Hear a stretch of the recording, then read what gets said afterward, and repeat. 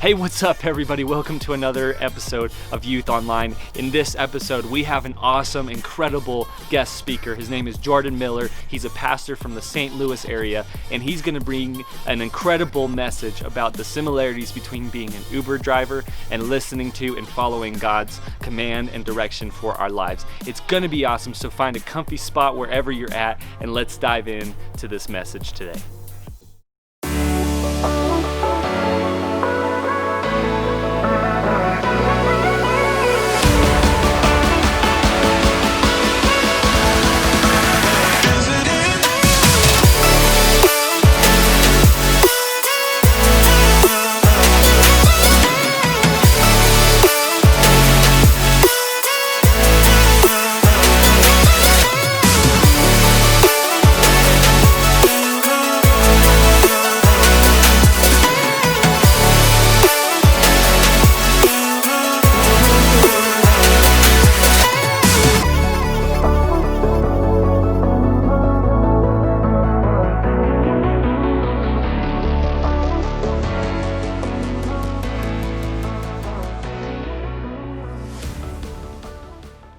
What's up, Res Church? My name is Jordan Miller. I'm so excited to be here with you guys. Hey, I've had the last few days to have the chance to hang out with Pastor Landon and the staff here. You guys are amazing. Pastor Jonathan is a phenomenal leader. I'm so excited to be here this weekend.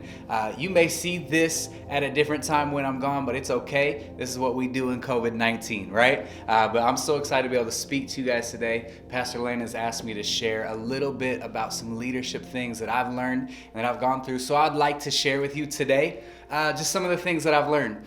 And one of the things that I want to talk to you about is I had somebody challenge me once. They said, hey, listen, I don't think preachers or pastors are very interesting anymore.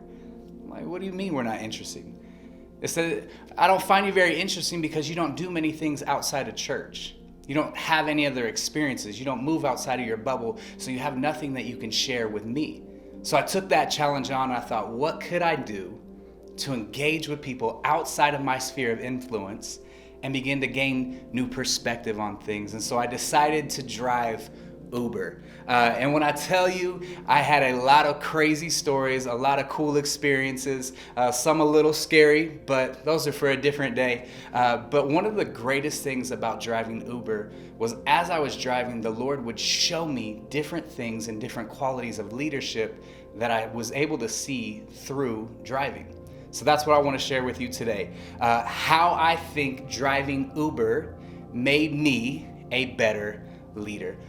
When you get on an Uber app, maybe some of you have driven Uber before or you've ridden in an Uber. I'm sure all of us have taken a ride before. But when you're a driver, what happens is on your phone, you have to first turn on a button that says, I'm ready. I'm ready to be on call. I'm ready to answer any calls that come in near or around me. So when you hit go, you're now on call. You're on duty. All of a sudden, as you're sitting there waiting, a button will start flashing. You'll hear a beeping noise and it says, will you accept this ride? You hit yes. But the problem is you don't know where that ride is going to take you. You don't know the journey. You don't know how far. You don't know where.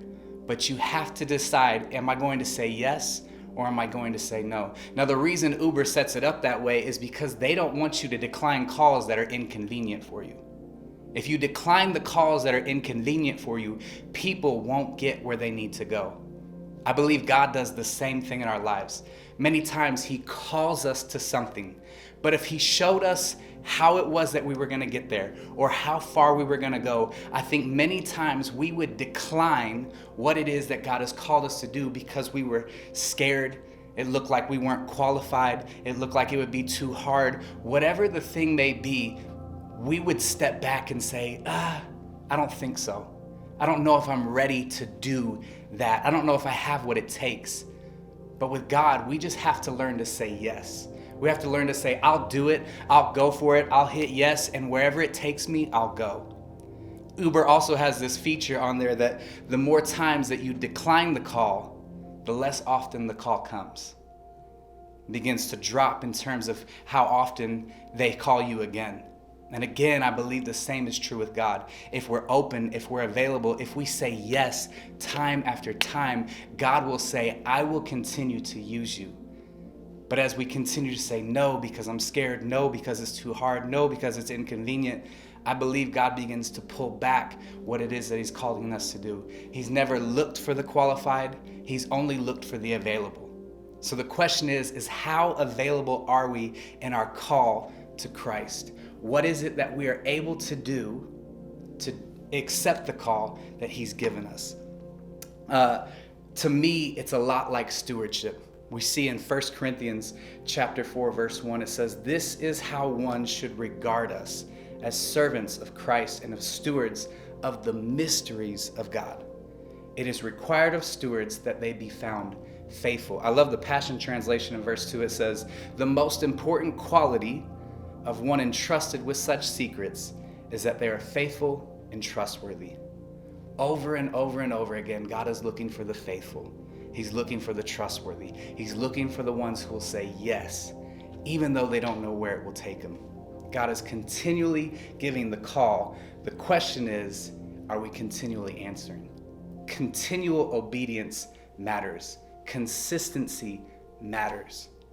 We have to ask ourselves, I know many times people think, well, if I always say yes, then I'm going to be worn out. If I always say yes, then I'm just going to be too tired. There's a difference between saying yes to God and saying yes out of a fear of man. And we have to ask ourselves, who are we saying yes to? If we're saying yes to God, it is something he's called us to, and it's something he's graced us with. But if we are saying yes because we're afraid of what people will think of us, maybe they don't think we're hard workers, or we're not able to do it, and we say yes out of response, out of fear, that's operating under the law. Remember, grace is what God gives us, and it's freeing, but the law is heavy. When we answer our call out of the grace, out of obedience to what God is saying, he will always give us what we need to answer that call. We have to continually say yes so that people can get from where they are to where God wants them to be. The other thing I learned is taking a step back is never actually going backwards, as long as it's with God. There was this one time, generally when I would drive, my goal, I started in South Dallas. I was in Dallas at the time when I drove, and my goal was to start in South Dallas where I lived and work up to downtown Dallas or even North Dallas. That was where the money was. That was where the tips were rolling in a little better, right? The trips were a little bit more expensive because of the area that we were in. So I'd always try and get from South Dallas and as quick as I could get to downtown and North Dallas. I never wanted to go backwards. I never wanted to take a trip that pushed me back down south. One time there was a specific night where I was working my way up. I had got into right at the edge of downtown. I accepted a call. I hit yes. I didn't know where I was going. And then all of a sudden I realized, oh no, I got to go back down south. And I knew the exact neighborhood. I knew the exact street. I wasn't excited about going there. It wasn't where I wanted to be. It wasn't where the things that I thought that I needed or wanted would be in that area. Generally, it was less money. Generally, they weren't going very far, and generally, it didn't tip well. I wanted to cancel my call. I wanted to say, I'm not going. I'm not doing it. But I remembered I said yes. I remembered that I had accepted the call, and if I didn't go, that person couldn't get to where they needed to be.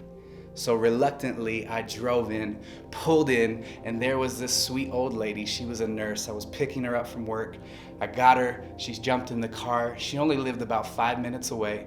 But in our conversation, in those 5 minutes, we began to talk about things. We began to talk about what she did. Then she asked what I did, and I told her I was a pastor, and I told her that I was able to minister to youth on a weekly basis. And she got so excited and so full of joy. She said, I'm a believer too. Thank you so much for what you're doing.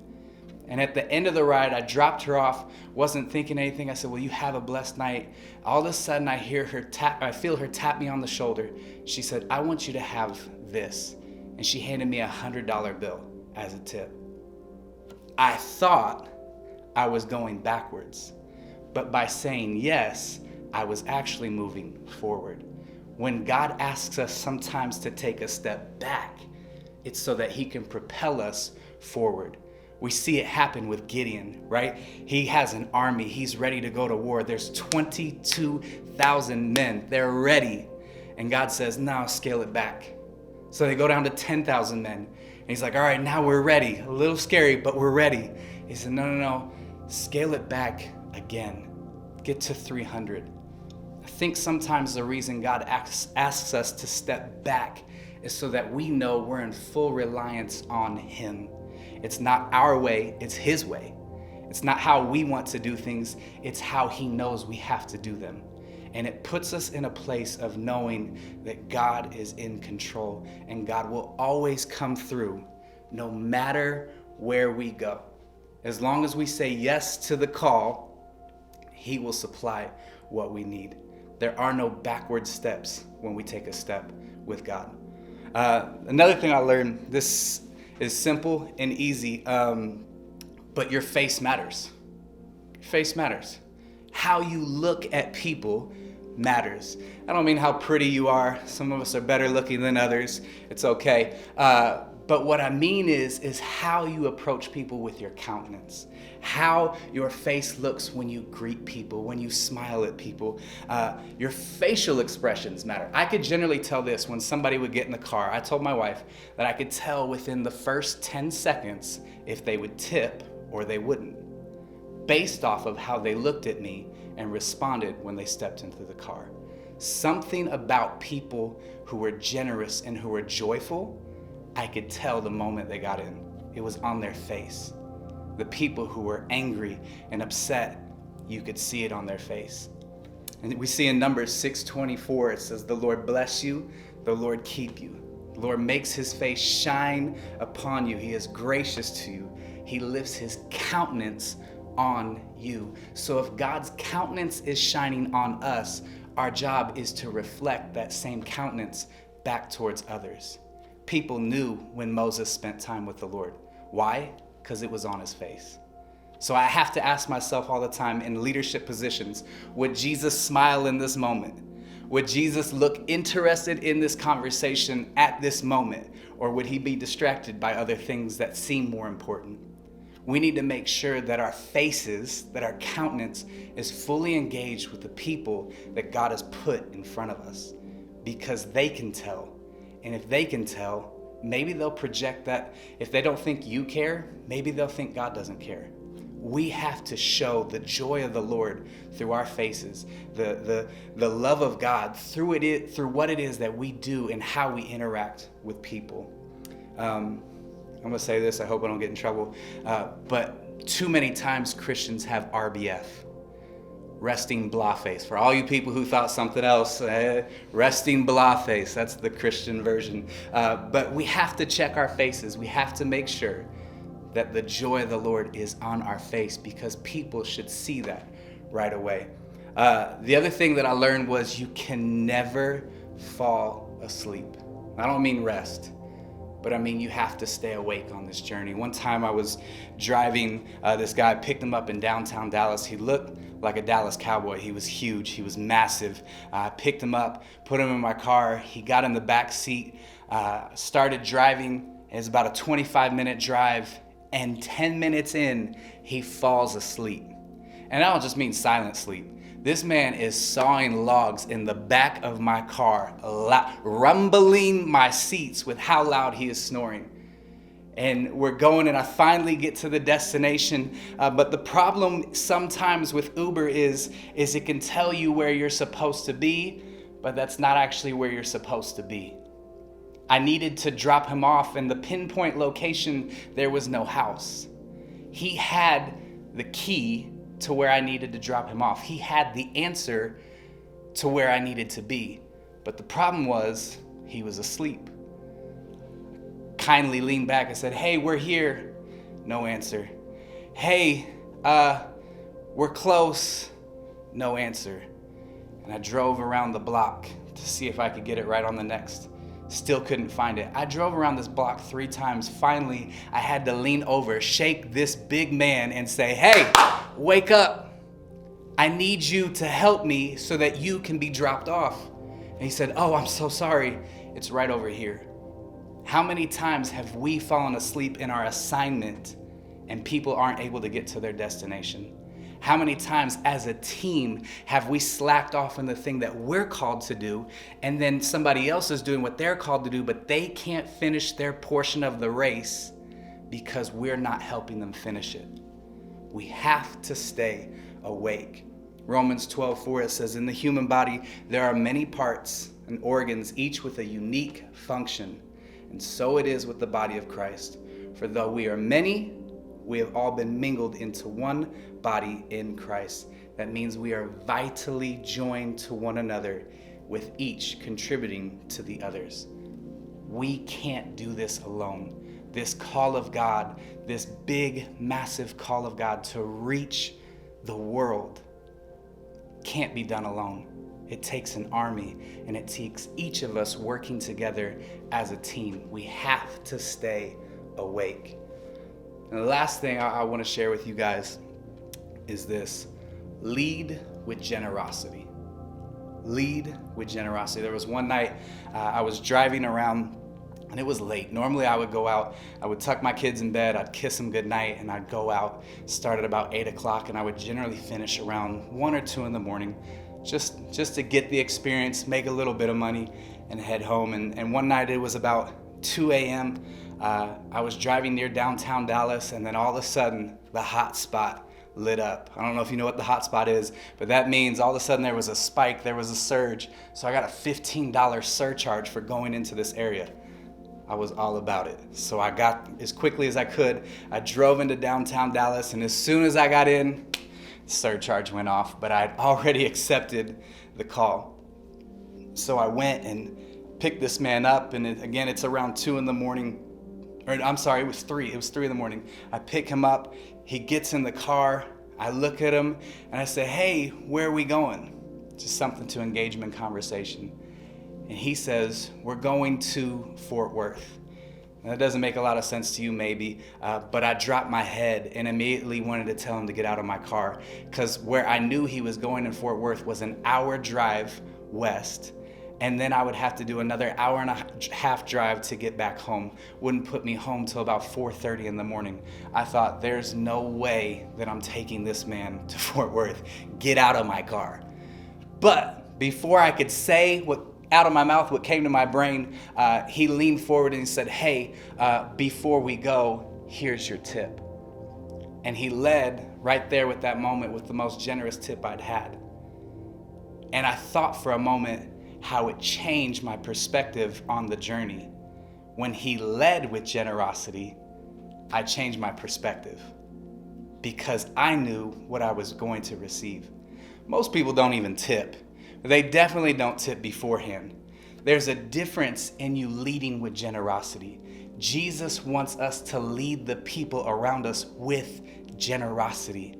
They will go farther with you. They will last longer with you. They will be more joyful when they're with you. We laughed and joked the whole ride. Why? Because I had a different perspective. Because I knew that that person led me in generosity. Jesus did the same thing, right? The very first miracle that we see Jesus do, he led with generosity. It was the miracle of turning water into wine, right?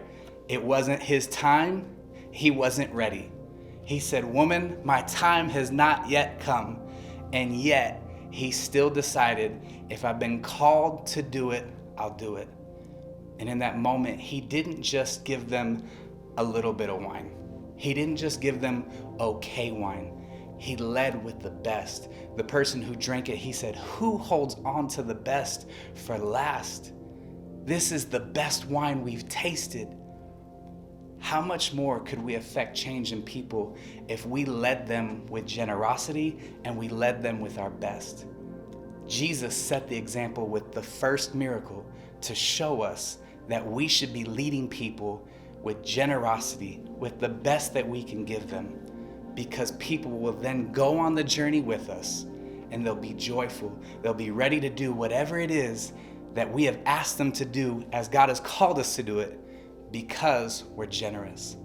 Well, these are just some of the things that I've learned, and I hope that you can take a few of the things that that God has shown me through this season, I want to encourage you to ask yourself some of these questions. Ask yourself, how can I be more generous? Can I be more generous in my relationship with the Lord? Can I be more generous with my family, with my friends, with my leaders, with my coworkers? What can I do in my life to make sure that people will go with me with joy? The other thing I want to know is and I ask myself continually is will I adhere to the things that the Lord has shown me? Will I continue to answer the call of God on my life, even though I may not know where it goes? Will I continue to trust Him even when it looks like a backward step to propel me forward? Will I continue to make sure that the joy of the Lord is on my face and others can see that and I truly look interested and look like I love them? I hope I do, but I have to look that way. I have to ask myself, am I awake on my portion of my role in this race? Whatever function I play in the body, am I awake or am I asleep? If I'm asleep, then the rest of the body is lacking in function. And then when I do it, will I lead with generosity? So I want to challenge you guys today to think about these things, pray about these things, ask yourself not only how you can lead yourself better in these areas, but how can you lead this team? How can you lead this church? How can you lead this city better for the Lord? There's an amazing call of God on this church, Res Church, to reach this city, to reach this area. But it starts with us making sure that we're doing everything we can that God has called us to do so that we can build His kingdom. Thank you guys so much for hanging out, listening. I hope you enjoyed it. Well, that's a wrap for another episode of Youth Online. Thanks again for joining us. Thank you, Jordan, for giving us an incredible message and for pastoring us so well while you've been out here in Colorado. Guys, this last event that we just had, our one-night event, was so stinking awesome. Like, I still am like riding this high of this event. It was so cool. We saw 135 of you guys come to our campus. We saw people get saved. We saw people recommit their lives to Jesus in new ways. And it was a powerful time of worship, a great teaching. Somebody won a paddleboard. Come on, like that's incredible. And guys, I don't know if you remember, if you weren't there, you didn't catch this announcement, so I want to give it to you right now. But if you were there, you remember that we announced that we will be going live. Yes, you heard me say it. We're going live with our youth services every Tuesday night at our Crossroads location starting on August 18th. It's going to be incredible. We'll send out more information on Instagram, on Facebook, on YouTube, and via email here in the near future, but I want you guys to put that on your calendar. August 18th, it's going to be incredible. We're going to have live worship, live teaching, live community, and we're going to start doing this on a weekly basis for you guys. But anyways, until we see you next time, have a great rest of your week.